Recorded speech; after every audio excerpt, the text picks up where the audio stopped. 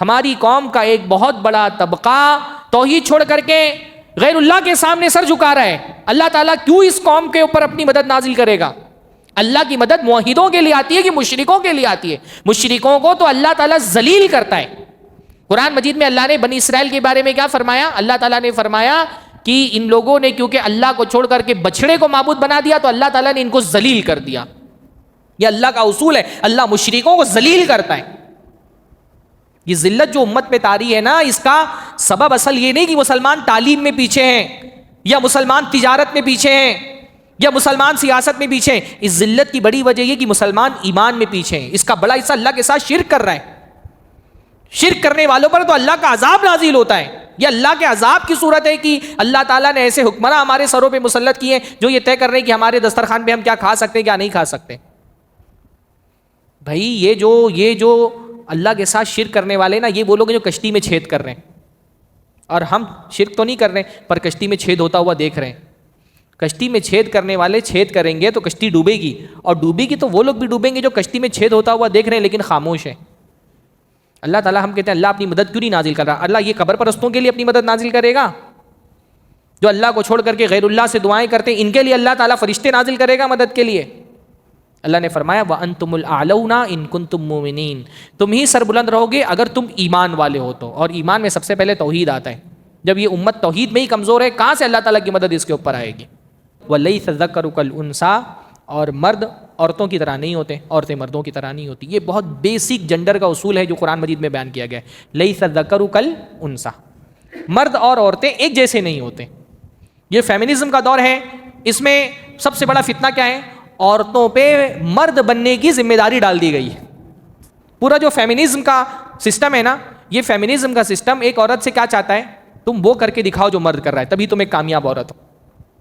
Feminist approach یہی ہے نا عورتوں کے لیے کہ ایک عورت کو اگر کامیاب ہونا ہے تو اس کو وہ کر کے دکھانا ہے جو مرد کر رہا ہے. اس لیے ہمارے معاشرے میں کامیاب عورت کون ہے؟ جو پلین چلا رہی ہے، جو کاروبار چلا رہی ہے، انجینئر ہے، سائنسدان ہے، تو وہ ایک کامیاب عورت ہے. اور اگر اپنا گھر چلا رہی ہے تو ناکام ہے. ایک کامیاب عورت کے لیے وہ معیار سیٹ کر دینا جو ایک مرد کا معیار ہے، یہ عورت پر ظلم ہے. وَقُلْ جَاءَ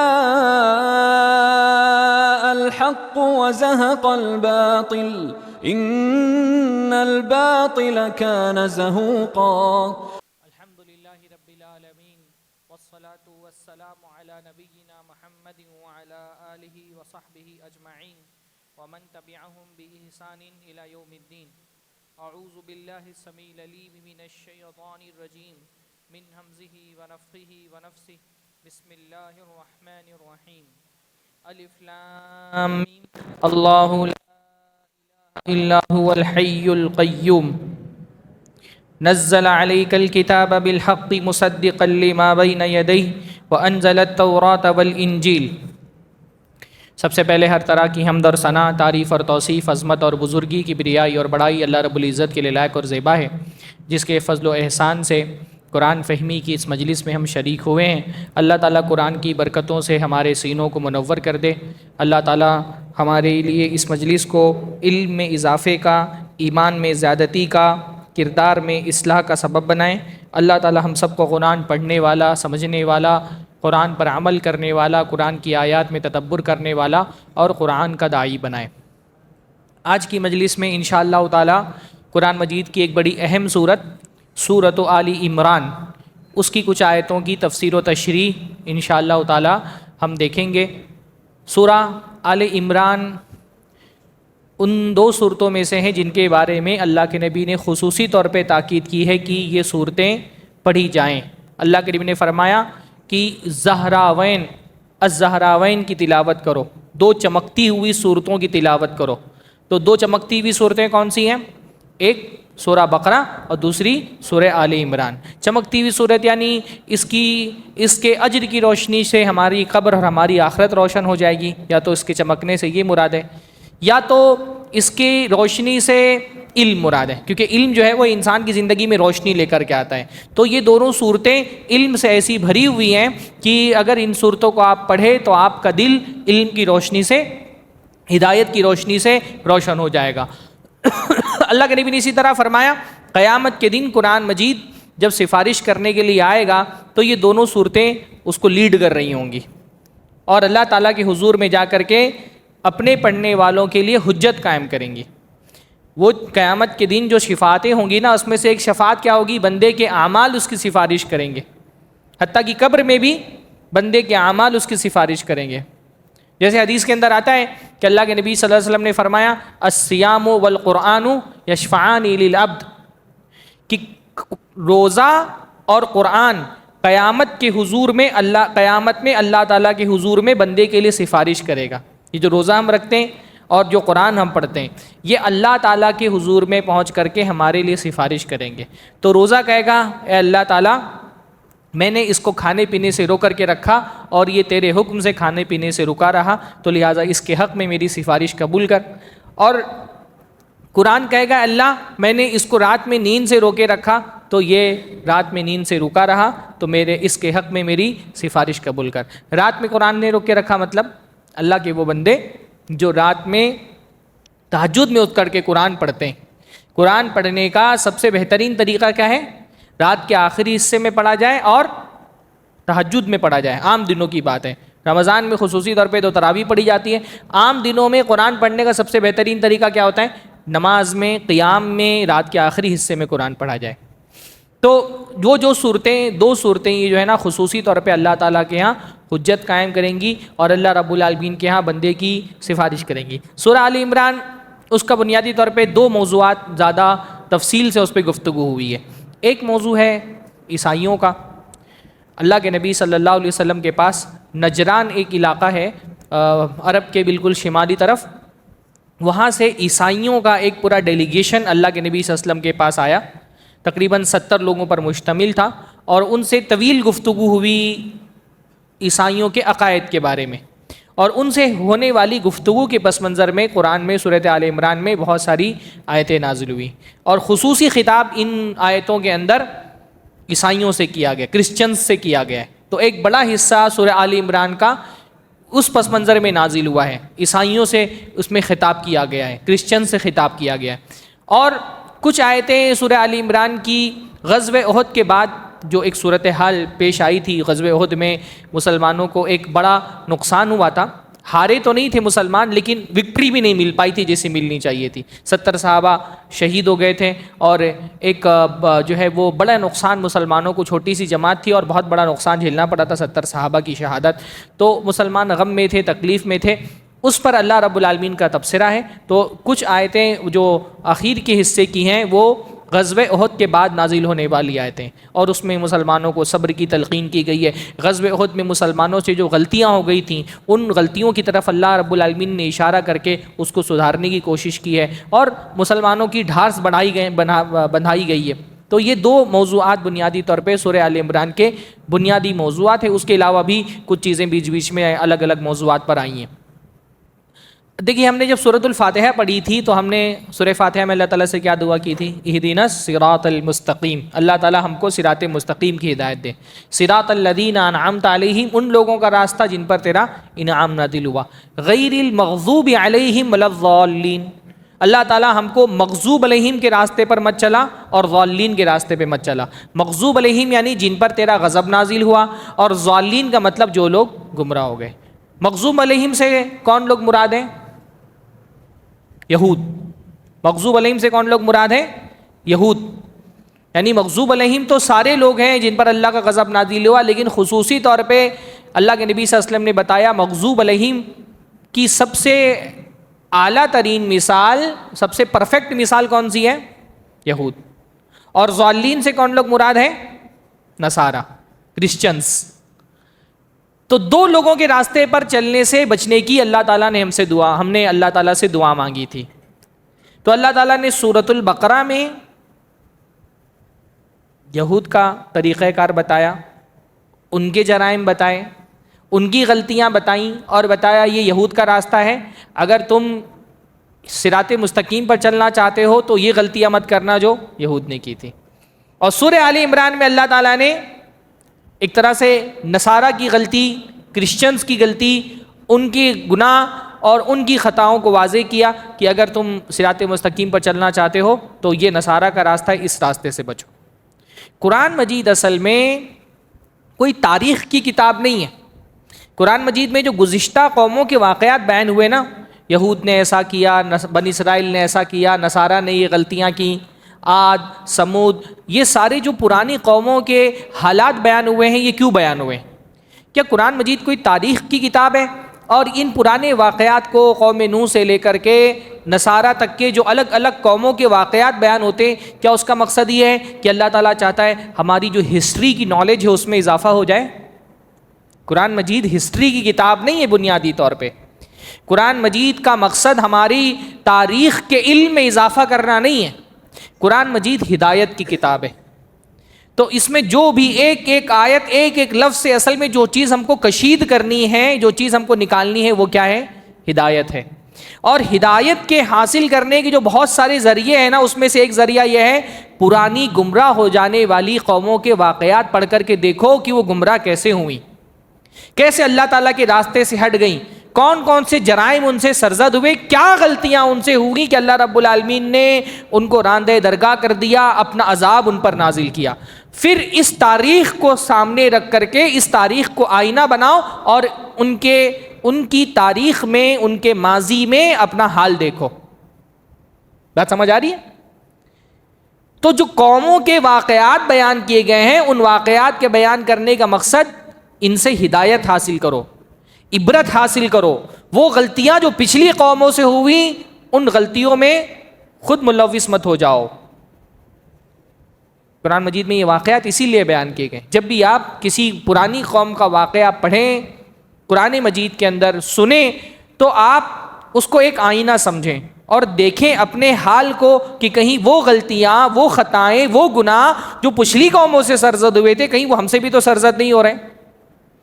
اور اس تاریخ کو سامنے رکھ کر کے اپنے کردار کی، اپنے عقیدے کی، اپنے اعمال کی اصلاح کرنے کی کوشش کرو. قرآن مجید اس لیے ہر قوم کی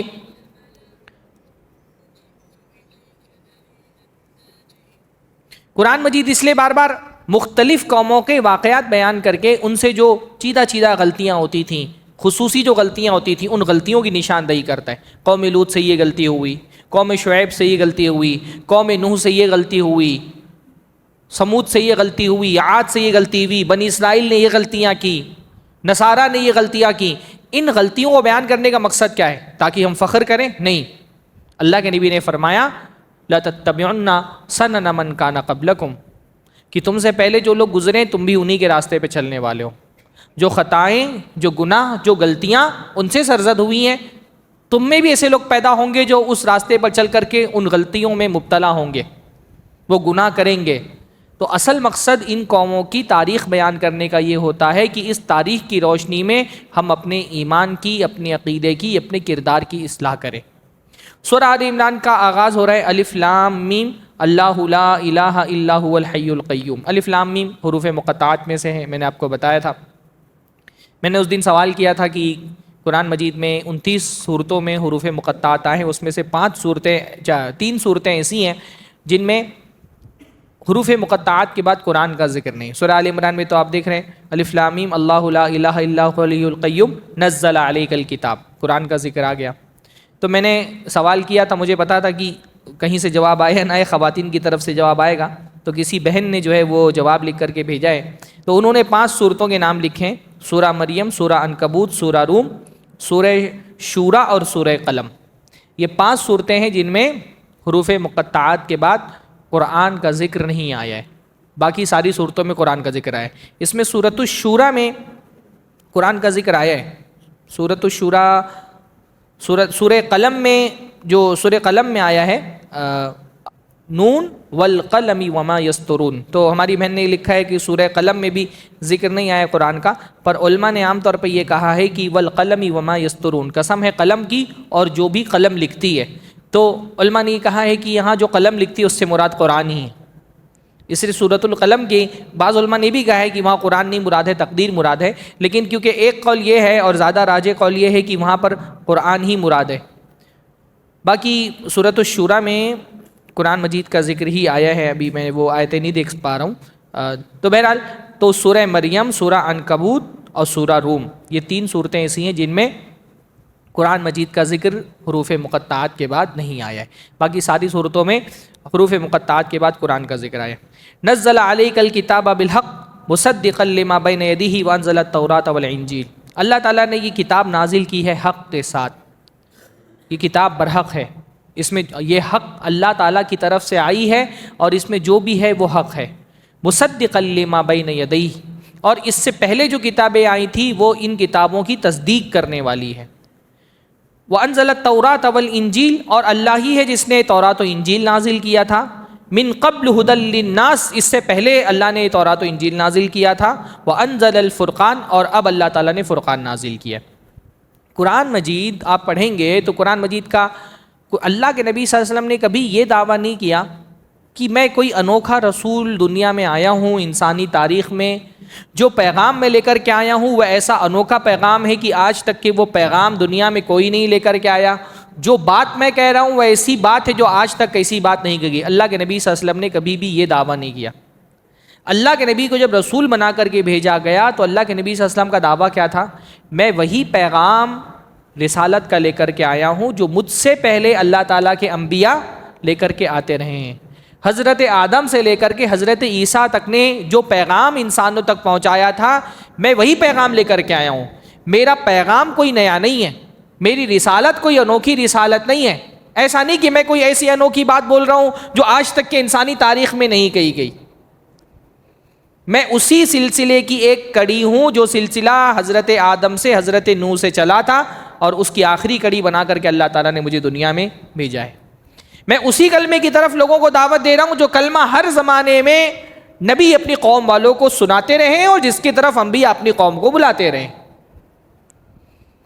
اللہ کے نبی صلی اللہ علیہ وسلم کی دعوت کا اصل میں یہ بنیاد تھی اور اللہ کے نبی صلی اللہ علیہ وسلم کا یہ دعویٰ تھا۔ قرآن مجید میں اللہ تعالیٰ فرماتے ہیں ما کنت بدعا من الرسل، اللہ کے رسول ان لوگوں سے کہیے کہ میں کوئی انوکھا رسول نہیں ہوں کہ جو ایک ایسی بات آ کر کے دنیا میں کہہ رہا جو آج تک نہیں کہی گئی تھی۔ اللہ کے نبی صلی اللہ علیہ وسلم بھی اسی سلسلے کی کڑی تھی جو سلسلہ نبوت کا حضرت آدم سے شروع ہوا تھا اور رسالت کا حضرت نوح علیہ السلام سے شروع ہوا تھا۔ اور مشرکین مکہ وہ تو گرچہ رسالت کے اس کانسٹیٹیوشن پہ ایمان نہیں رکھتے تھے، لیکن جو یہود تھے، جو نصارہ تھے، وہ تو انبیاء کے اس سلسلوں کو مانتے تھے، تسلیم کرتے تھے۔ وہ بھی مانتے تھے کہ حضرت آدم علیہ السلام اللہ کے نبی ہیں۔ پھر اللہ کے نبی صلی اللہ علیہ وسلم تک آنے والے رسولوں میں یہود حضرت موسیٰ تک ان تمام رسولوں کو رسول مانتے تھے جن کو مسلمان رسول مانتے ہیں، اور عیسائی تو حضرت عیسیٰ تک تمام رسولوں کو رسول مانتے تھے۔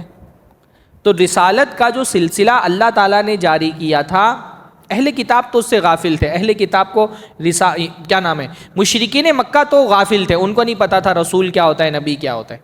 لیکن جو اہل کتاب تھے یعنی یہود اور نصارہ، وہ تو ان سارے رسولوں پر ایمان رکھتے تھے جو ان رسولوں پر مسلمان ایمان رکھتے ہیں۔ تو اللہ کے نبی صلی اللہ علیہ وسلم کے بارے میں بار بار یہ بات قرآن مجید میں کہی جاتی ہے کہ اللہ کے رسول صلی اللہ علیہ وسلم کوئی انوکھے رسول نہیں ہے۔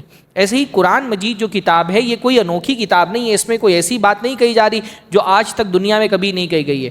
یہی پیغام لے کر کے ہر زمانے میں انبیاء اپنی قوموں کے درمیان آتے رہے۔ اس لیے قرآن مجید میں بار بار ایک لفظ آپ دیکھیں گے مصدقا لما بین یدیہ، کہ اس سے پہلے جو کتابیں آئی تھیں یہ قرآن اس کی تصدیق کر رہا ہے۔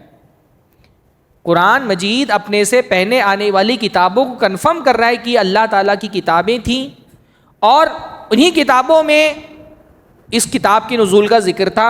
اس سے پہلے جو تورات و انجیل نازل ہوئی تھی اس میں اللہ کے نبی صلی اللہ علیہ وسلم کے آنے کی بشارت تھی، قرآن مجید کے نزول کی بشارت تھی۔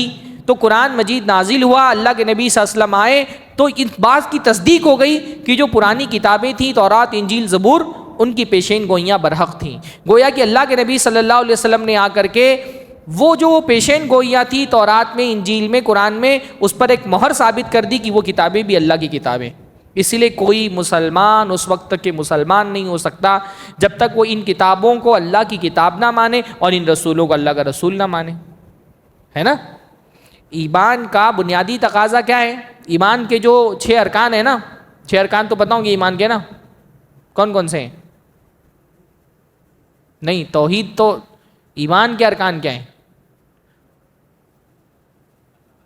اللہ پر ایمان، فرشتوں پر ایمان، کتابوں پر ایمان، رسولوں پر ایمان، آخرت کے دن پر ایمان اور تقدیر پر ایمان. تو یہ 6 ایمان کے ارکان ہیں.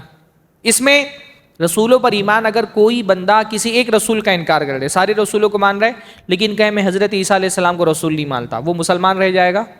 نہیں رہ جائے گا. کوئی کہے میں حضرت موسیٰ کو رسول نہیں مانتا، وہ مسلمان رہ جائے گا؟ نہیں. کوئی کہے کہ میں حضرت یوسف کو نبی نہیں مانتا، وہ مسلمان رہ جائے گا؟ نہیں رہ جائے گا. سارے نبیوں پر ایمان لانا ضروری ہے. ساری کتابیں جو اللہ نے نازل کی ان کتابوں پہ ایمان لانا ضروری ہے کہ تورات، انجیل، زبور یہ اللہ تعالیٰ نے نازل کی تھی. صحف ابراہیم، صحف موسیٰ اللہ تعالیٰ نے نازل کی تھی. ان میں سے کسی ایک بھی کتاب کا اگر کوئی انکار کرے تو وہ مسلمان نہیں رہے گا، مومن نہیں رہ سکتا، چاہے کتنا ہی عبادت گزار، پرہیزگار، موحد کیوں نہ ہو. اگر اللہ کی طرف سے نازل کی گئی کسی ایک کتاب کا بھی انکار کر دے تو قرآن مجید کا یہ دعویٰ ہمیشہ سمجھنا چاہیے. قرآن مجید یہ نہیں کہہ رہا، اللہ کے نبی صلی اللہ علیہ وسلم نے یہ نہیں کہا کہ میں کوئی نیا پیغام لے کر کے دنیا میں آیا ہوں. اللہ کے نبی کیا اللہ تعالیٰ کیا فرما رہے؟ نزل علیک الکتاب بالحق مصدقا لما بین یدیہ، کہ آپ پر اللہ تعالیٰ نے حق کے ساتھ وہ کتاب نازل کی ہے جو اپنے سے پہلے آنے والی کتابوں کی تصدیق کر رہی ہے، ان کو سچا قرار دے رہی ہے. بلکہ قرآن مجید نازل ہو کر کے یہ بتا رہا ہے کہ وہ کتابیں سچی تھیں کیونکہ ان میں قرآن کے نزول کا پیشین گوئی کی گئی تھی. بتایا گیا تھا کہ قرآن نازل ہونے والے اور قرآن نازل ہو کر کے ان کی اس خبر پر تصدیق کی مہر لگا دی ہے. تو اب جب یہ کتابیں نازل ہوئیں تو سب سے پہلے ان کتابوں کو لپک کر کے کن کو تسلیم کرنا چاہیے تھا؟ ان اہل کتاب کو. ان کو ہاتھوں ہاتھ لینا چاہیے تھا، کیونکہ جن کتابوں کو یہ اپنی مذہبی کتابوں کو پڑھ رہے تھے اس میں اللہ کے نبی صلی اللہ علیہ وسلم کی بعثت کا بھی ذکر تھا، قرآن کے نزول کا بھی ذکر تھا، اللہ کے نبی صلی اللہ علیہ وسلم کی نشانیاں بھی بتائی گئی تھیں، اور اللہ کے نبی صلی اللہ علیہ وسلم کے رسول ہونے کا سب سے کامل یقین اصل میں انہی لوگوں کو تھا، کیونکہ انہوں نے اللہ کے نبی صلی اللہ علیہ وسلم کی وہ ساری صفتیں پڑھ کر کے رکھی ہوئی تھیں، بلکہ یہ تو انتظار کر رہے تھے کہ وہ آخری رسول جس کی خوشخبری ہماری کتابوں میں دی گئی وہ رسول کب آئے گا. سورہ بقرہ میں اللہ نے فرمایا کانوا یستفتحون علی الذین کفروا، کہ یہ جو یہود تھے مدینہ کے، یہ ان یہودیوں کے اور جو دوسرے مشرکین تھے مدینہ میں، اوس اور خزرج، جو بعد میں جا کر کے مسلمان ہو گئے. مدینہ کی جو آبادی تھی اس آبادی میں دو طرح کے لوگ رہتے تھے. ایک کون تھے؟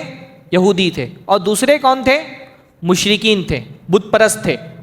ان دونوں کے درمیان ایک ٹکراؤ والی صورتحال تھی، آپس میں خوب جنگیں ہوئی تھیں، اور ان جنگوں میں یہود مغلوب ہو گئے تھے اور اوس اور نصارہ جو بت پرست لوگ تھے وہ غالب آ گئے تھے.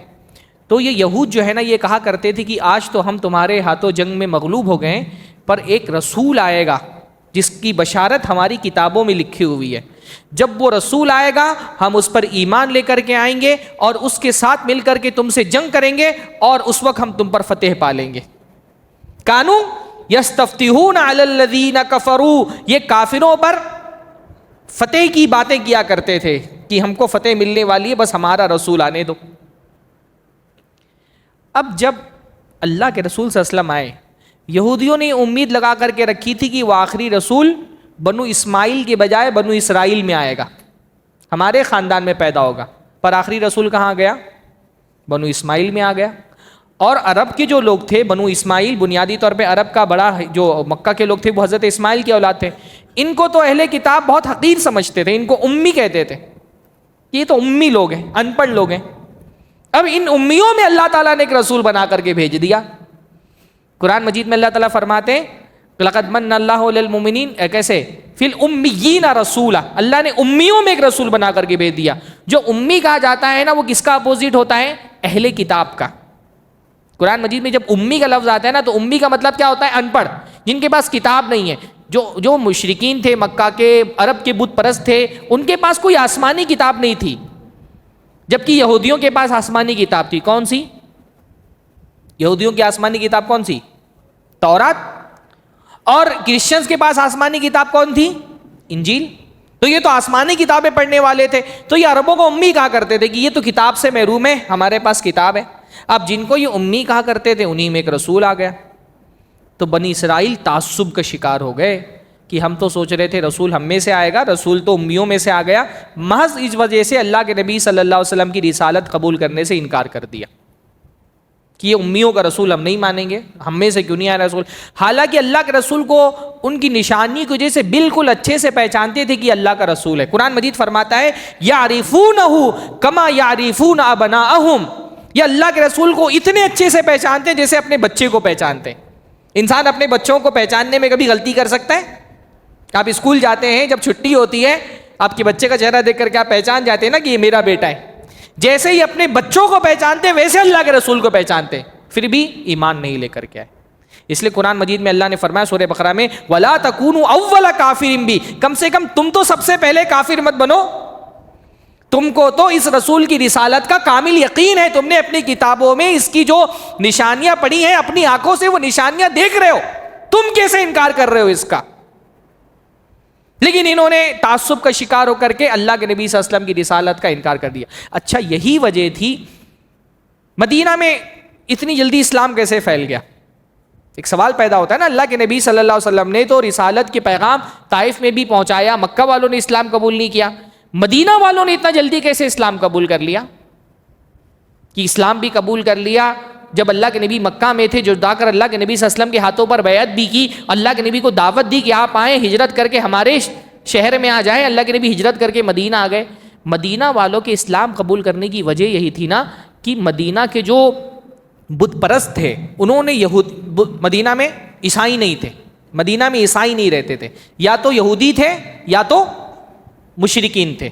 یہ یہودی اصل میں جب رومن جو ٹائٹس رومی تھا اس نے جب شام پر حملہ کیا, بیت المقدس کو تباہ کر دیا, اور وہ جو ڈائسپورا کا زمانہ شروع ہوا تھا یہودیوں کا, وہ یہودیوں کو باقاعدہ قیدی کر کے بنا کر کے روم لے جایا گیا تھا. اس زمانے میں دا رومن امپائر جو تھا وہ بت پرست تھا, تو اس زمانے میں کچھ یہودی وہ ٹائٹس رومی کے ظلم سے پریشان ہو کر کے عرب بھاگ کر کے آ گئے تھے. اس زمانے میں جا کر کے وہ آباد ہوئے تھے. سورہ بنی اسرائیل میں اس کا تفصیلی تذکرہ موجود ہے. تو یہ یہودی تھے یا تو مشرکین تھے. اب جو مدینہ کے بت پرست لوگ تھے انہوں نے یہودیوں سے اس نبی کے آنے کی خبریں بہت سن کر کے رکھی تھیں. تو جب مدینہ کے بت پرستوں کو یہ پتا چلا کہ واقعتاً ایک نبی آ گیا ہے اور وہ امیوں میں آیا ہے, تو انہوں نے سوچا کہ اس سے پہلے کہ یہود اس پر اسلام لے کر کے آئے اور ہم پر غلبہ پالے, ہم ہی اسلام قبول کر لیتے ہیں. اس لیے پورے عرب میں سب سے پہلے اسلام کی طرف مدینہ کے لوگ لپکے, اور پے در پے ڈیلیگیشن بنا کر کے جا کر کے مکہ میں اللہ کے نبی صلی اللہ علیہ وسلم کے ہاتھ پر اسلام قبول کیا. یہ پوری سیرت کا سیاق ہے. سیرت اصل میں قرآن کا کانٹیکسٹ ہے. اگر آپ نے سیرت نہیں پڑھی تو آپ کو قرآن اچھے سے سمجھ میں نہیں آئے گا. بیسک سیرت پڑھے بغیر قرآن سمجھ میں نہیں آئے گا.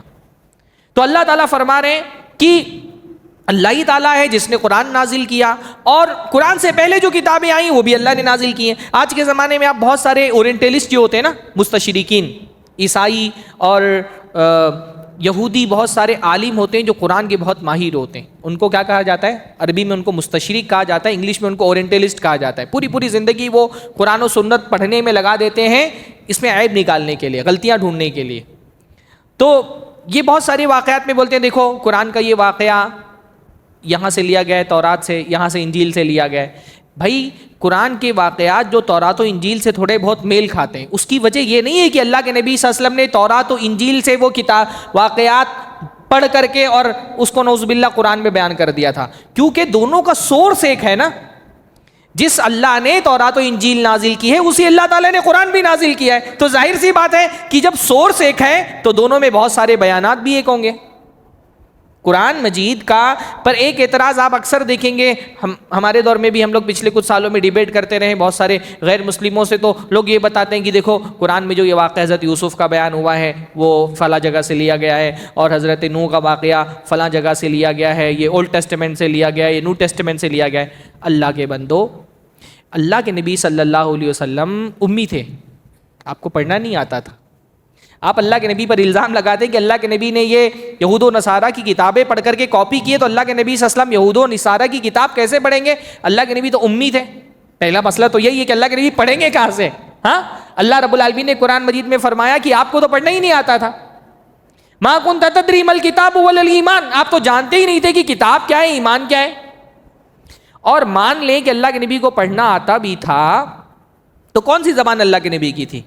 عربی زبان تھی. اور تورات و انجیل کا کوئی عربی زبان میں ترجمہ نہیں ہوا تھا اللہ کے نبی کے زمانے میں.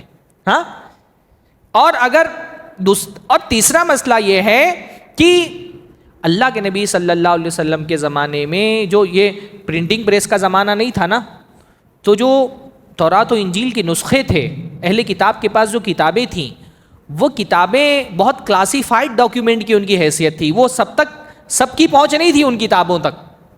ان کے صرف بڑے بڑے علماء ہی کتاب پڑھتے پڑھاتے تھے، عوام کو ان کی اپنی عوام کی کتاب تک کے پہنچ نہیں تھی. اللہ تعالیٰ نے سورہ بقرہ میں اللہ تعالیٰ نے فرمایا ہے کہ جو عام اہل کتاب کے لوگ ہیں ان کو کچھ بھی نہیں پتا کتاب میں کیا لکھا ہے. وَمِنْهُمْ أُمِّيُّونَ لَا يَعْلَمُونَ الْكِتَابَ إِلَّا أَمَانِي، ان میں سے بہت سارے لوگ ہیں جو عام لوگ ہیں، وہ کچھ بھی نہیں جانتے کتاب کے بارے میں. جو تورات و انجیل تھی وہ اللہ کے نبی صلی اللہ علیہ وسلم کے دور میں بالکل کلاسیفائڈ ڈاکیومنٹ کی حیثیت تھی، سب کوئی اس کو نہیں پڑھ سکتا تھا، صرف ان کے جو ربی تھے، ان کے جو احبار تھے، علماء تھے، وہی وہ کتاب پڑھ سکتے تھے. تو اللہ کے نبی صلی اللہ علیہ وسلم کو کہاں سے وہ کتابیں مل جائیں گی؟ تو قرآن مجید میں جو واقعات بیان ہوئے سابقہ انبیاء کے، وہ اللہ کے نبی صلی اللہ علیہ وسلم نے تورات و انجیل سے کاپی نہیں کیا ہے، کیونکہ دونوں کا سورس ایک ہی ہے، دونوں کتابیں اللہ ہی نے، ساری کتابیں اللہ نے نازل کی ہیں. تو بہت سارے واقعات ایک دوسرے سے میل کھاتے ہیں. باقی یہ کہ بہت سارے واقعات تو قرآن مجید میں اتنا پرفیکشن کے ساتھ بیان ہوئے کہ وہ تورات و انجیل میں نہیں بیان ہوئے. میں بہت ساری ایسی مثالیں دے سکتا ہوں، وقت نہیں میرے پاس، کہ قرآن مجید نے کسی واقعے کو بیان کیا ہے اور تورات و انجیل میں بھی وہ واقعہ بیان ہوا ہے، اولڈ ٹیسٹمنٹ میں وہ واقعہ بیان ہوا ہے، پر قرآن مجید کا بیان آج تاریخ جو ہے یہ بتاتی ہے کہ اولڈ ٹیسٹمنٹ کا جو بیان ہے وہ غلط ہے اور قرآن کا بیان صحیح ہے. جیسے حضرت یوسف علیہ، ایک مثال بتاتا ہوں میں، حضرت یوسف علیہ السلام کے زمانے میں جو بادشاہ تھا، قرآن مجید اس کو ملک کہتا ہے، فرعون نہیں کہتا ہے، اور اولڈ ٹیسٹمنٹ میں اس کو فیرو کہا گیا ہے، فرعون کہا گیا ہے. آج جب تاریخ پڑھی جاتی ہے، مورخین نے لکھا کہ جو زمانہ حضرت یوسف علیہ السلام کا زمانہ تھا مصر میں، اس زمانے میں فرعون مصر کا بادشاہ نہیں تھا. فرعون اصل میں ایک خاص خاندان کی بادشاہوں کا ٹائٹل ہوا کرتا تھا. تو جس زمانے میں حضرت یوسف علیہ السلام مصر پہنچے، اس زمانے میں وہ خاندان مصر کا بادشاہ نہیں تھا. وہ کچھ سال ایسے گزرے تھے جب شام سے آنے والے کچھ چرواہے بادشاہ جن کو کہا جاتا ہے، وہ مصر پہ غالب آ گئے تھے اور مصر کا اقتدار ان کے ہاتھ میں آ گیا تھا. اس لیے قرآن مجید اس کو فرعون نہیں کہتا، اس کو ملک کہتا ہے، بادشاہ کہتا ہے، جبکہ اولڈ ٹیسٹمنٹ میں اس کو فیرو کہا گیا. تو ایسی بہت، آج ہسٹری کا جب لوگوں کو ہسٹری کی نالج ہوئی تو قرآن مجید کا بیان ان سے زیادہ پرفیکٹ ہے. تو بہرحال یہ آیت اس حیثیت سے بہت اہم ہے کہ قرآن مجید جو ہے وہ اس کا جو سورس ہے وہ وہی ہے جو اللہ رب العالمین نے، جو تورات و انجیل جو اللہ تعالیٰ نے نازل کیا ہے. پھر قرآن مجیدی کے حوالے سے ایک بڑی پیاری بات اور بہت اہم ترین بات اللہ تعالیٰ نے فرمائی، هو الذی انزل علیک الکتاب، اللہ ہی ہے جس نے تم پر، آپ پر کتاب نازل کی. منہ آیات محکمات، قرآن مجید میں کچھ آیتیں محکم ہیں، محکم یعنی کلیئر، اس کے معنی بالکل واضح ہیں. وَأُخَرُ مُتَشَابِهَاتٌ، اور کچھ آیتیں ایسی ہیں جو اتنی کلیئر نہیں ہیں، ان کلیئر ہیں، ان کے اندر تھوڑا سا ایک سے زیادہ معنی کی گنجائش موجود ہے. قرآن میں دو طرح کی آیتیں ہوتی ہیں، کچھ آیتوں کا معنی بالکل واضح ہے اور کچھ آیتوں میں تھوڑا سا معنی کے اندر کلیئرٹی نہیں ہے. فَأَمَّا الَّذِينَ فِي قُلُوبِهِمْ زَيْغٌ فَيَتَّبِعُونَ مَا تَشَابَهَ مِنْهُ ابْتِغَاءَ الْفِتْنَةِ وَابْتِغَاءَ تَأْوِيلِهِ، تو جن کے دلوں میں مرض ہوتا ہے وہ کیا کرتے ہیں، وہ محکم آیتوں میں جو ایک دم واضح معنی بیان ہوتے ہیں اس سے اپنا عقیدہ اور عمل نہیں سیکھتے، وہ پیچھے پڑے رہتے ہیں متشابہ آیتوں کے، اور متشابہ آیتوں کو ڈھونڈ کر کے فتنہ کھڑا کرتے ہیں. مطلب کیا ہے اس کا، آپ دیکھیں گے بہت سارے اہل بدعت ہیں یا بہت سارے اسلام پر اعتراض کرنے والے ہیں، ان کو آپ دیکھیں گے کلیئر کٹ قرآن کی آیتیں موجود ہیں توحید کے بارے میں کہ اللہ تعالیٰ ایک ہے، ان آیتوں کو نہیں دیکھیں گے. قرآن میں کچھ آیتیں ہیں جن میں اللہ تعالیٰ کے لیے پلورل کا صیغہ اللہ نے استعمال کیا ہے. پلورل سمجھتے ہیں نا، سنگولر پلورل، واحد اور جمع. قرآن کی بہت ساری آیتیں جس میں اللہ تعالیٰ نے اپنے لیے جمع کا صیغہ استعمال کیا ہے،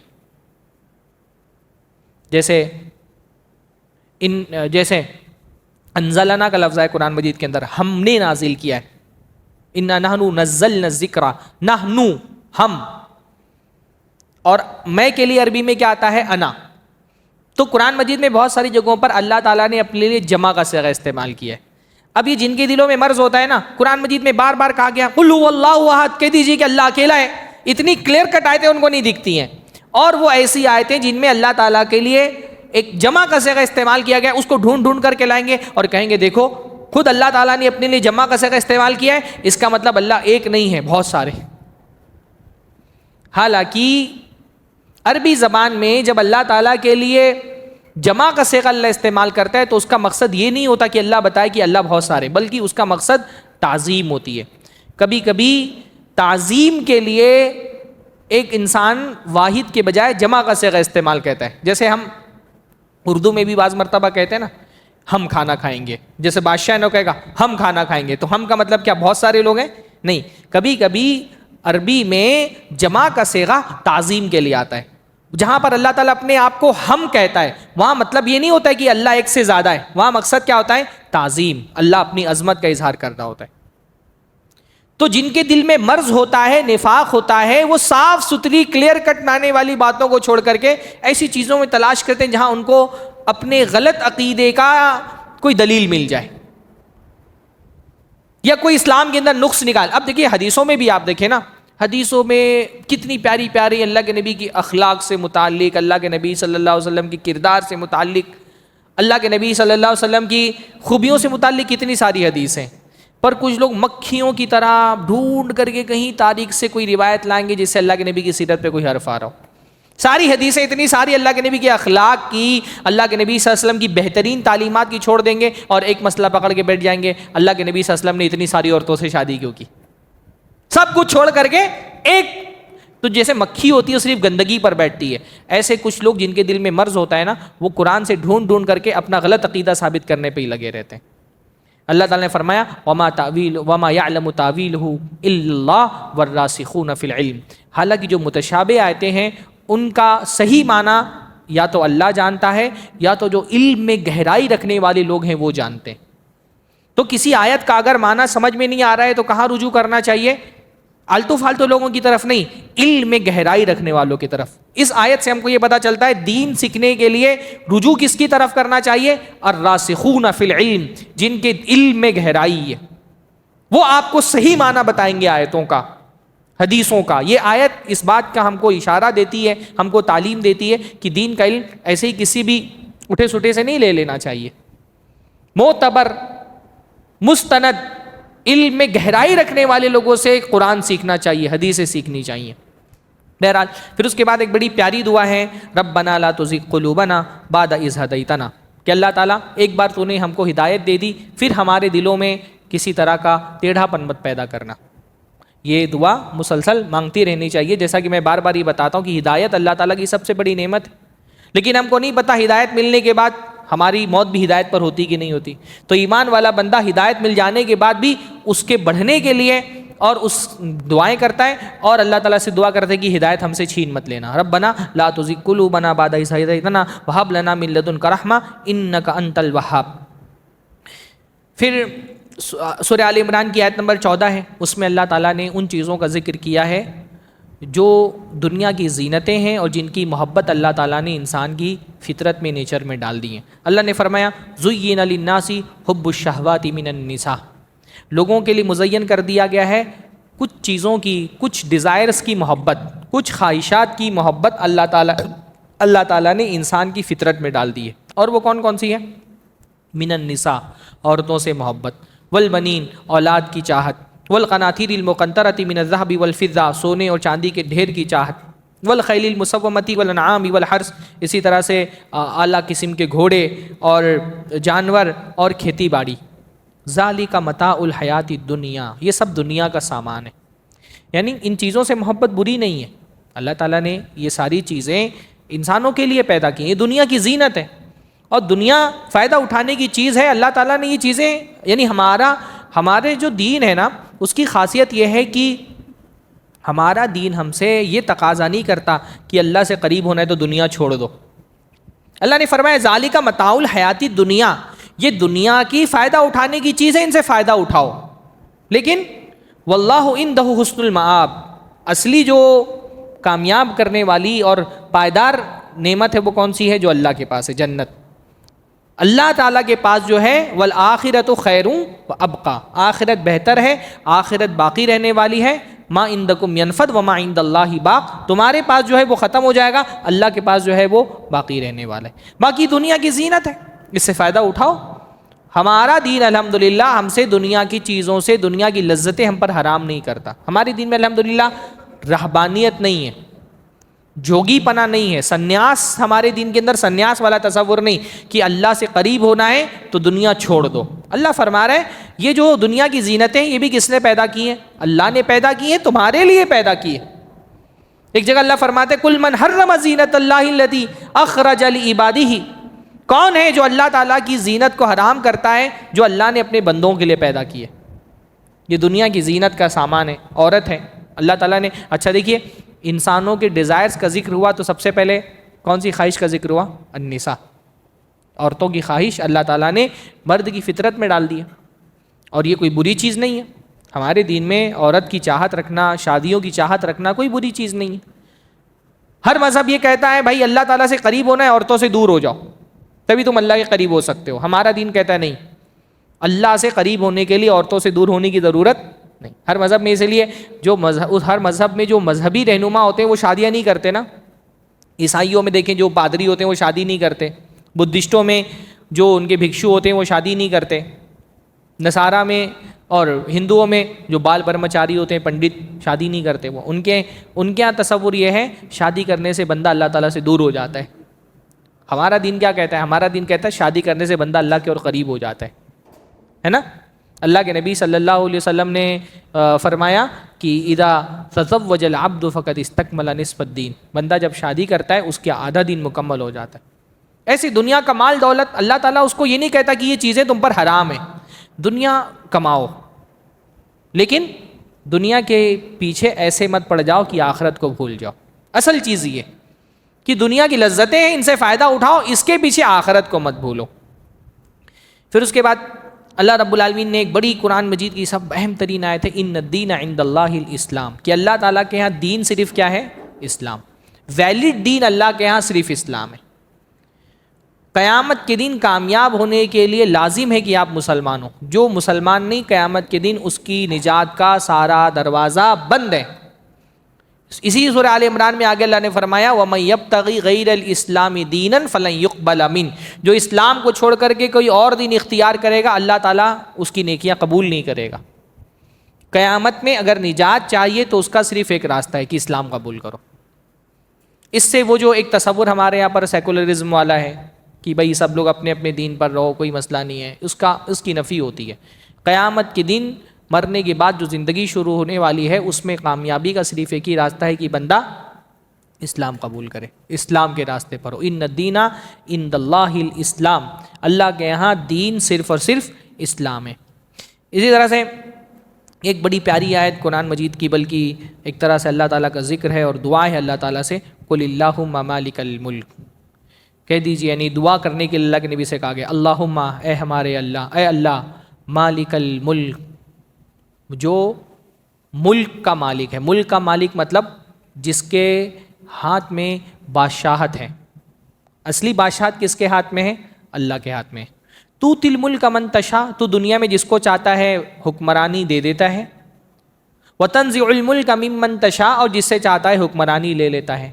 وتعز من تشاء وتذل من تشاء، تو جس کو چاہتا ہے طاقت اور قوت دیتا ہے، جس کو چاہتا ہے مغلوب کر دیتا ہے، ذلیل کر دیتا ہے. بیدک الخیر، خیر تیرے ہی ہاتھ میں. یہ ایک سبق ہے جو مسلمانوں کو بار بار پڑھنا چاہیے، سیکھنا چاہیے کہ آج دنیا میں اگر کسی کے پاس اقتدار ہے اللہ کے دینے سے وہ اقتدار آیا ہے. آج اگر کوئی حکمراں ہے اللہ نے اس کو حکمراں بنایا اس لیے وہ حکمراں ہے. اللہ سے بڑی طاقت قوت دنیا میں کسی اور کی نہیں ہے. جب ایمان والا بندہ اس بات پر یقین رکھتا ہے نا تو پھر دنیا کے حکمرانوں سے ڈرتا نہیں ہے. وہ دنیا کی کوئی طاقت اس کو خوف زدہ نہیں کرتی کیونکہ اس کو پتہ ہے کہ یہ اللہ سے بڑا نہیں ہے. ہمارے ساتھ یہ بہت بڑا مسئلہ ہے نا کہ ہمارے دل میں دنیا کے حکمرانوں کا خوف اللہ سے زیادہ ہو گیا ہے. ہاں، ہم اللہ سے نہیں ڈرتے، دنیا کے حکمرانوں سے ڈرتے ہیں. فلاں پارٹی اگر اقتدار میں آ جائے گی تو کیا ہوگا، فلاں لیڈر اگر جیت گیا تو کیا ہو جائے گا، فلاں جو پارٹی اگر الیکشن جیت گئی تو کیا ہو جائے گا. ارے کیا پارٹیاں، نیتا، لیڈر اللہ سے زیادہ طاقتور ہیں؟ ہاں، فلا تخافوہم وخافونی ان کنتم مومنین. اللہ فرماتا ہے ان سے مت ڈرو، مجھ سے ڈرو اگر تم ایمان والے ہو تو. اگر دل میں ایمان سچا ہے تو بندہ اللہ کے علاوہ کسی سے نہیں ڈرتا. کیونکہ اس کو پتہ ہے حکومت اقتدار اللہ کے ہاتھ میں ہے، حکمرانی اللہ تعالیٰ یہ تلک الایام نداولها بین الناس، اللہ فرماتا ہے یہ دین ہے، اللہ تعالیٰ پھیرتا رہتا ہے۔ کبھی ہمارا دور تھا الحمدللہ 950 سال ہم نے ہندوستان پہ حکومت کی ہے، آج کسی اور کا دور ہے، پھر کبھی انشاءاللہ تعالیٰ ہمارا بھی دور آئے گا، ہے نا۔ حکومت اور اقتدار اللہ تعالیٰ کے ہاتھ میں ہے، اور اللہ تعالیٰ نے یہ وعدہ کیا ہے، ابھی دیکھیے آگے سورہ آل عمران میں آیت آئے گی کہ حکومت اور اقتدار اللہ تعالیٰ مسلمان کو دے گا۔ کب دے گا؟ اللہ نے فرمایا وَأَنْتُمُ الْأَعْلَوْنَ إِن كُنتُم مُؤْمِنِينَ، تم ہی سربلند رہوگے اگر تم ایمان والے ہو۔ ایک طرف اللہ نے بتایا کہ حکمرانی اللہ تعالیٰ کے ہاتھ میں ہے، اللہ جس کو چاہتا ہے حکمرانی کی کنجی دے دیتا ہے، بادشاہت کے دروازے اس کے اوپر کھول دیتا ہے، اس کو بادشاہت کی اور اقتدار کی کرسی عطا فرما دیتا ہے۔ اور مسلمانوں کو اقتدار، غلبہ، قوت، طاقت اللہ کب دے گا؟ اللہ نے کیا شرط لگائی؟ ان کنتم مؤمنین، اگر تم ایمان والے ہو، اپنا ایمان پختہ ہے تو اللہ تعالیٰ دنیا کا اقتدار تم کو دے گا۔ اس لیے جب ہم ہمارے ملک میں سیاسی صورتحال کی خرابی کی بات کرتے ہیں، مسلمانوں کی مظلومیت اور محکومیت کی بات کرتے ہیں، ہمارا سارا فوکس ہوتا ہے مسلمانوں کی تعلیم اچھی ہونی چاہیے، سیاسی حکمت عملی اچھی ہونی چاہیے، تجارت اچھی ہونی چاہیے۔ ان ساری چیزوں کی اپنی جگہ پر اہمیت ہے، لیکن اگر اپنی مغلوبیت کے دور سے، محکومیت کی دور سے باہر نکلنا ہے تو پہلی محنت کس پر ہونا چاہیے؟ تعلیم پر نہیں، سیاست پر نہیں، تجارت اور معیشت پر نہیں، اپنے ایمان پر محنت کرو۔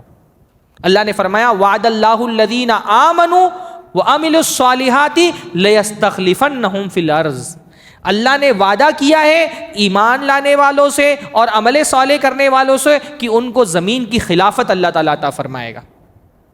زمین پر اقتدار اور قوت مسلمانوں کو صرف ایک صورت میں مل سکتی ہے، وہ کیا؟ اپنے ایمان پر محنت کرو۔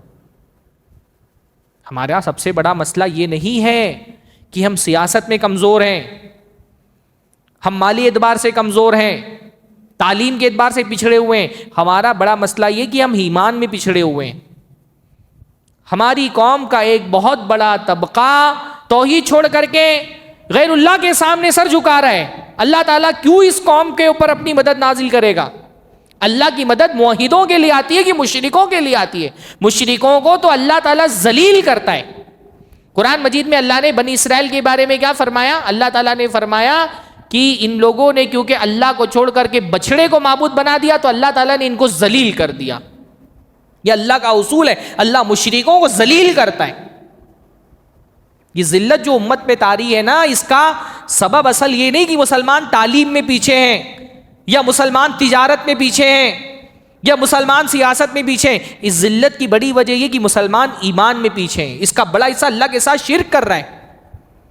شرک کرنے والوں پر تو اللہ کا عذاب نازل ہوتا ہے۔ یہ اللہ کے عذاب کی صورت ہے کہ اللہ تعالیٰ نے ایسے حکمراں ہمارے سروں پہ مسلط کیے ہیں جو یہ طے کر رہے ہیں کہ ہمارے دسترخوان پہ ہم کیا کھا سکتے ہیں، کیا نہیں کھا سکتے۔ بھائی یہ جو اللہ کے ساتھ شرک کرنے والے نا، یہ وہ لوگ جو کشتی میں چھید کر رہے ہیں، اور ہم شرک تو نہیں کر رہے پر کشتی میں چھید ہوتا ہوا دیکھ رہے ہیں۔ کشتی میں چھید کرنے والے چھید کریں گے تو کشتی ڈوبے گی، اور ڈوبے گی تو وہ لوگ بھی ڈوبیں گے جو کشتی میں چھید ہوتا ہوا دیکھ رہے ہیں لیکن خاموش ہیں۔ اللہ تعالیٰ ہم کہتے ہیں اللہ اپنی مدد کیوں نہیں نازل کر رہا؟ اللہ یہ قبر پرستوں کے لیے اپنی مدد نازل کرے گا؟ جو اللہ کو چھوڑ کر کے غیر اللہ سے دعائیں کرتے ہیں، ان کے لیے اللہ تعالیٰ فرشتے نازل کرے گا مدد کے لیے؟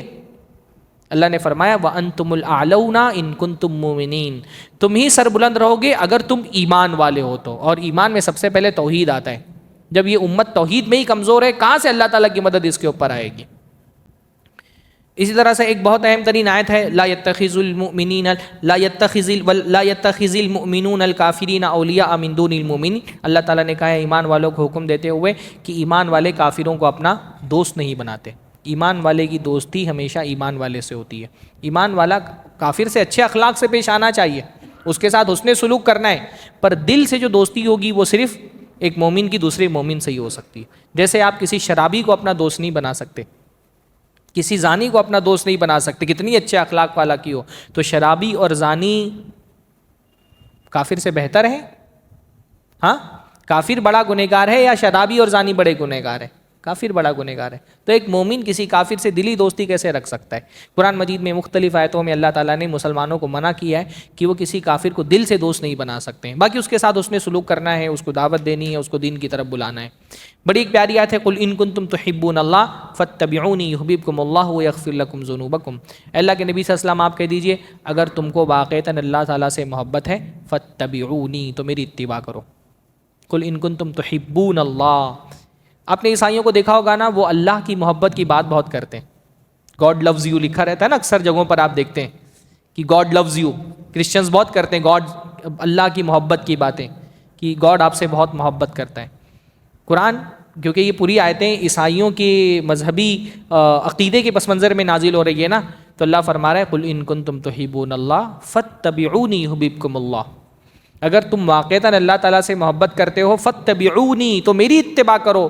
رسول سے کہا جا رہا ہے کہہ دیجئے ان سے کہ تم کو اگر اللہ سے سچی محبت ہے فاتبعونی، تو مجھ کو فالو کرو، یحببکم اللہ، اللہ تم سے محبت کرے گا. بغیر رسول پر ایمان لائے ہوئے اللہ تعالیٰ کی محبت حاصل نہیں کی جا سکتی ہے. عیسائیوں سے خطاب کرتے ہوئے کہا گیا میرے رسول کی اتباع کرو تو اللہ تعالیٰ تم سے محبت کرے گا. اور یہ مسلمانوں کے لیے بھی ہے کہ جب تک ہم رسول کی اتباع کو اپنی زندگی کا دستور نہیں بنائیں گے اللہ تعالیٰ کی محبت ہم کو نہیں مل سکتی ہے. اسی طرح سے قل اطیعوا اللہ والرسول، کہہ دیجیے اللہ اس کے رسول کی اطاعت کرو. پھر ایک بڑا حصہ جو ہے وہ آل عمران کے بارے میں ہے. آل عمران، عمران کون ہے؟ حضرت مریم علیہ السلام کے والد. تو سورہ آل عمران کا جو نام ہے وہ حضرت مریم علیہ السلام کے، یعنی قرآن مجید میں آپ دیکھیں دو صورتیں، ایک حضرت مریم علیہ السلام کے نام سے پوری صورت ہے اور ایک حضرت مریم کے والد کے خاندان کے نام سے پوری صورت ہے آل عمران. تو اللہ تعالیٰ فرما رہے ہیں کہ یہ پورے اس میں واقعہ حضرت مریم علیہ السلام کی والدہ کا واقعہ بیان ہوا ہے. اصلاً عمران کا واقعہ نہیں بیان ہوا، ان کے والد کی مطلب نام تو ان کے والد کا ہے، لیکن جو واقعہ بیان ہوا ہے اس میں مین کیریکٹر کس کا ہے؟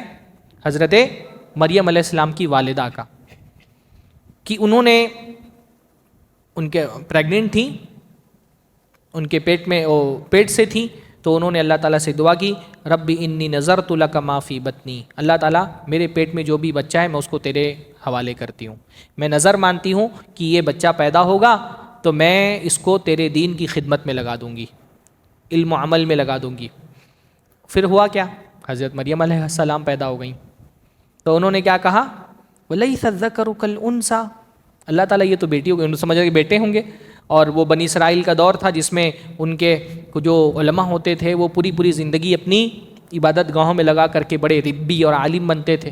اب یہ تو بیٹی پیدا ہو گئی، تو کیا فرمایا؟ لَيْسَ الذَّكَرُ كَالْأُنثَىٰ، کہ یہ تو بیٹی پیدا ہو گئی، رب انی وضعتها انثیٰ، اللہ تعالیٰ یہ تو بیٹی پیدا ہو گئی. وَلَيْسَ الذَّكَرُ كَالْأُنثىٰ، اور مرد عورتوں کی طرح نہیں ہوتے، عورتیں مردوں کی طرح نہیں ہوتی. یہ بہت بیسک جنڈر کا اصول ہے جو قرآن مجید میں بیان کیا گیا ہے. لَيْسَ الذَّكَرُ كَالْأُنثىٰ، مرد اور عورتیں ایک جیسے نہیں ہوتے. یہ فیمنزم کا دور ہے، اس میں سب سے بڑا فتنہ کیا ہے؟ عورتوں پہ مرد بننے کی ذمہ داری ڈال دی گئی ہے. پورا جو فیمنزم کا سسٹم ہے نا، یہ فیمنزم کا سسٹم ایک عورت سے کیا چاہتا ہے؟ تم وہ کر کے دکھاؤ جو مرد کر رہا ہے، تبھی تم ایک کامیاب عورت ہو. فیمنسٹ اپروچ یہی ہے نا عورتوں کے لیے، کہ ایک عورت کو اگر کامیاب ہونا ہے تو اس کو وہ کر کے دکھانا ہے جو مرد کر رہا ہے. اس لیے ہمارے معاشرے میں کامیاب عورت کون ہے؟ جو پلین چلا رہی ہے، جو کاروبار چلا رہی ہے، انجینئر ہے، سائنسدان ہے، تو وہ ایک کامیاب عورت ہے. اور اگر اپنا گھر چلا رہی ہے تو ناکام ہے. ایک کامیاب عورت کے لیے وہ معیار سیٹ کر دینا جو ایک مرد کا معیار ہے، یہ عورت پر ظلم ہے. عورت مردوں کی طرح نہیں ہوتی، مرد عورتوں کی طرح نہیں ہوتے. عورت کا اپنا مقام ہے، مرد کا اپنا مقام ہے. اللہ تعالیٰ کے ہاں عورت اور مرد میں کوئی فرق نہیں ہے. نماز عورت پڑھے گی اس کو ثواب ملے گا، مرد پڑھے گا اس کو بھی ثواب ملے گا. روزہ عورت رکھے گی اس کو ثواب ملے گا، مرد رکھے گا اس کو ثواب ملے گا. اللہ تعالیٰ کے ہاں عورت اور مرد میں کوئی فرق نہیں ہے. لیکن دنیا میں کیونکہ اللہ تعالیٰ نے عورت کا جسم مردوں کے جسم سے مختلف بنایا ہے، عورت کی سائیکالوجی مرد کی سائیکالوجی سے مختلف ہے، عورت کی صلاحیتیں اور ایبیلٹیز مردوں کی صلاحیتوں سے الگ ہے، تو دنیا میں اللہ تعالیٰ نے عورتوں کا جو دائرہ عمل ہے، ان کی جو ڈیوٹیز ہیں وہ مرد کی ڈیوٹی سے الگ رکھی ہیں. مرد کے لیے بنیادی طور پہ جو ڈیوٹی ہے وہ گھر کے باہر کی ہے، اور عورت کے اندر بنیادی ڈیوٹی گھر کے اندر کی ہے. کامیاب عورت وہ ہے جو اپنے گھر میں کامیاب ہو. کامیاب عورت وہ ہے جو ایک اچھی ماں بن کر کے دکھائے، ایک اچھی بیوی بن کر کے دکھائے. عورت کی اصلی ڈیوٹی یہی ہے کہ وہ ایک اچھی ماں ہے، ایک اچھی بیوی ہے. گھر کے اندر کا نظام سنبھال لے یہ عورت کی ذمہ داری، گھر کے باہر کا نظام سنبھالنا یہ مرد کی ذمہ داری. اور ہمارا معاشرے میں فیمنزم کے پھیلاؤ کی وجہ سے عورتوں کے ذہن میں بھی یہ بات ڈال دی گئی، بھئی ایک عورت اپنے گھر میں اپنے بچوں کو کھلا رہی ہے، پلا رہی ہے، اپنے شوہر کے لیے کھانا بنا رہی ہے تو غلام ہے. اور ایئر ہوسٹس بن کر کے جو مسافر ہیں ان کو کھانا سرو کر رہی ہے تو وہ ایک آزاد خیال اور کامیاب عورت ہے. ہاں، جو پچھلے دنوں خبر آئی تھی کہ کسی ایئر ہوسٹس نے جو ہے وہ کھانا سرو کر رہی تھی کسی مسافر کو، تو مسافر نے بول دیا یہی کام گھر پہ کرتے ہوئے موت آتی، تو اس کو کرو نے مل کر کے پیٹ دیا. لیکن بات تو بندے نے سچ کہی تھی نا. ہاں، ایئر ہوسٹس بن کر کے کھانا سرو کرو، ویٹر بن کر کے ہوٹلوں میں کھانا سرو کرو تو تم لبرل، آزاد خیال، کامیاب. اور اپنے بچوں کے لیے کھانا بنا رہی تو ناکام، بلڈنگ بنا رہی ہے تو کامیاب، اپنے بچوں کا کریئر بنا رہی ہے تو ناکام. اور ہماری مسلمان بچیوں کے ذہن میں بھی یہ خباثت ڈال دی گئی، کریئر بنانا ہے، کریئر بنانا ہے. ہاں بھئی ایک مسلمان عورت کا، میں دیکھ رہا ہوں ہمارے یہاں لڑکیاں 25 سال کی ہو گئی، 30 سال کی ہو گئی، شادی نہیں کر رہی. کیوں؟ کریئر بنانا ہے. اللہ کی بندیوں، تمہارا اصلی کریئر یہ کہ تم ایک اچھی ماں بنو، ایک اچھی بیوی بنو، اپنا گھر سنبھالو، اپنے بچوں کا کردار سنوارو. یہ اس امت میں تمہارا بہت بڑی ذمہ داری کہ اللہ تعالیٰ نے تمہاری گود کو اس امت کا مدرسہ بنایا ہے. امت کو علماء دعات فراہم کرو، یہ تمہاری ذمہ داری ہے. ایک کریئر کی خباثت دماغ میں ڈال دی گئی ہے. 35 سال کی ہو گئی، پی ایچ ڈی کر رہی ہے، 45 سال کی عورت ہو گئی، پی ایچ ڈی کر رہی ہے، شادی نہیں کی زندگی پر، اب رشتے ہی نہیں آ رہے اس کو.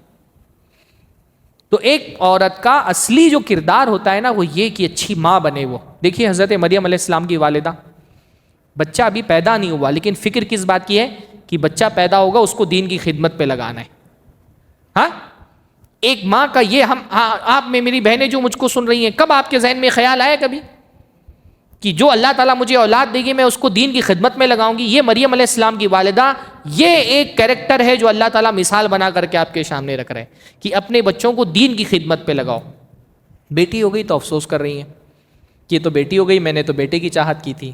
پر اللہ تعالیٰ برکت دینا چاہے تو آپ کا جنڈر آپ کی کامیابی کے راستے میں آڑے نہیں آ سکتا. تھی بیٹی لیکن بڑے بڑوں کو بیٹا کیا نصیب ہوگا جو بیٹی ان کو نصیب ہو گئی.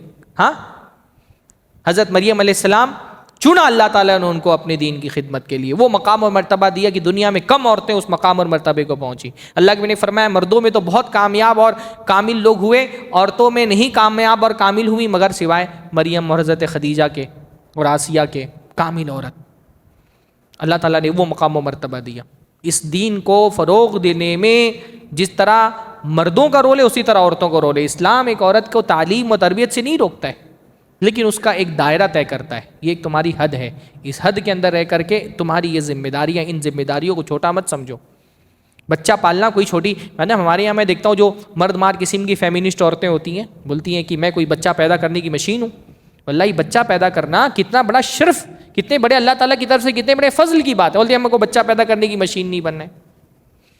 تو بہرحال حضرت مریم علیہ السلام کا ذکر آیا، اور مریم علیہ السلام کا ذکر اس حوالے سے بھی آیا کہ کیونکہ عیسائیوں سے گفتگو ہو رہی ہے تو یہ بتایا جا رہا ہے کہ بھائی مسلمان واحد ایسی قوم ہے ساری دنیا میں جو مریم علیہ السلام کی پاکیزگی اور مریم علیہ السلام کی عفت کا عقیدہ رکھتے ہیں جیسے عیسائی رکھتے ہیں. ورنہ یہود تو جو ہے وہ تو نعوذ باللہ حضرت مریم علیہ السلام پر تہمت لگاتے ہیں، ان کو بدکار کہتے ہیں. یہود جو ہے، یہودیوں کی اور عیسائیوں کی رائیولری بہت پرانی ہے. وہ حضرت مریم علیہ السلام پر تہمت لگاتے ہیں. یہودیوں نے اپنے حساب سے تو حضرت عیسیٰ علیہ السلام کو قتل کر دیا ہے. ان کا کیا عقیدہ ہے کہ ہم نے حضرت عیسیٰ کو، بلکہ وہ صاف صاف کہتے ہیں انا قتلنا عیسیٰ ابن مریم رسول اللہ، ہم نے عیسیٰ ابن مریم کو قتل کر دیا جو اللہ کا رسول تھا. دعویٰ کرتے ہیں وہ قتل کرنے کا. اور عیسائی بھی یہ یقین رکھتے ہیں، ایمان رکھتے ہیں کہ ہمارے رسول کو یہودیوں نے قتل کیا. ہاں، لیکن اس کے باوجود مسلمانوں کے خلاف آج یہود اور نصارہ ایک پیج پر ہے. حالانکہ دونوں ایک دوسرے کے شدید ترین دشمن ہیں مذہبی اعتبار سے. عیسائی کہتے ہیں کہ یہودیوں نے ہمارے نبی کو قتل کیا، یہودی کہتے ہیں ہم نے ان کے رسول کو قتل کر دیا. دونوں ایک دوسرے کے دشمن ہیں. لیکن آج مسلمانوں کے خلاف بنی اسرائیل کے یہودی اور امریکہ کے عیسائی ایک پیج پر ہیں. ٹرمپ مسلسل جو ہے وہ ٹرمپ سے پہلے بائیڈن تھا، مسلسل مسلمانوں کے خلاف اسرائیل کو سپورٹ کرنے کی باتیں کر رہے ہیں. اس سے پہلے جب انگلستان اور جو انگلینڈ تھا وہ جب دنیا کا مرکزی طاقت تھی تو اس وقت تک کہ وہ یہودیوں، علامہ اقبال نے کہا فرنگ کی رگے جا پنجے یہود میں ہیں. جس زمانے میں انگلستان کی حکومت تھی یہودیوں کے کنٹرول میں تھی وہ. تو قرآن مجید یہ حضرت مریم علیہ السلام، حضرت عیسیٰ علیہ السلام، ان کے واقعات بیان فرما رہے ہیں. اللہ تعالیٰ فرما رہے ہیں ان مثل عیسیٰ عند اللہ کمثل آدم خلقہ من تراب ثم قال له کن فیکون. کہ اللہ تعالیٰ، تم حضرت عیسیٰ علیہ السلام کو کیوں اللہ کا بیٹا مانتے ہو؟ ان کی پیدائش کیونکہ معجزانہ طریقے سے ہوئی، اسی لیے تو ان کو اللہ کا بیٹا مانتے ہو کہ بغیر باپ کے پیدا ہو گیا، اس کا مطلب ان کے باپ اللہ ہے. تو اللہ فرما رہے ہیں اللہ تعالیٰ کے یہاں حضرت عیسیٰ کی مثال وہی ہے جو حضرت آدم کی مثال ہے. خلقہ من تراب ثم قال له کن فیکون. کہ اللہ تعالیٰ نے حضرت آدم کو مٹی سے پیدا کیا، پھر کہا ہو جا تو وہ ہو گئے. تو اگر بغیر باپ کی پیدائش کی وجہ سے تم حضرت عیسیٰ کو اللہ کا بیٹا مان رہے ہو تو حضرت آدم کے تو نہ باپ تھے نہ ماں تھے، پھر تو ان کو درجے اولا اللہ کا بیٹا مان لینا چاہیے تھا. اگر صرف یہی دلیل ہے کہ حضرت عیسیٰ کے کیونکہ باپ نہیں تھے تو اس لیے وہ اللہ کے بیٹے، تو حضرت عیسیٰ کے تو باپ بھی نہیں تھے ماں بھی نہیں تھی، تو حضرت عیسیٰ بھی اللہ کے بندے ہیں اور حضرت آدم بھی اللہ کے بندے ہیں. یہ اللہ تعالیٰ نے عیسائیوں کا رد کرتے ہوئے بتایا. بہرحال آیتیں تو بہت ساری ہیں. سورہ آل عمران، مدنی صورتوں میں مضامین کا بہت تنوع ہوتا ہے تو ساری آیتوں کو جو ہے کور کرنا بہت مشکل ہوتا ہے. کچھ باتیں جو میرے ذہن میں تھیں آپ لوگوں کے سامنے میں نے رکھ دی. اللہ تعالیٰ سے دعا ہے اللہ تعالیٰ قرآن مجید پڑھنے کی، سمجھنے کی، اس پر عمل کرنے کی توفیق نصیب فرمائے. وآخر دعوانا الحمد للہ رب العالمین. السلام علیکم ورحمۃ اللہ وبرکاتہ.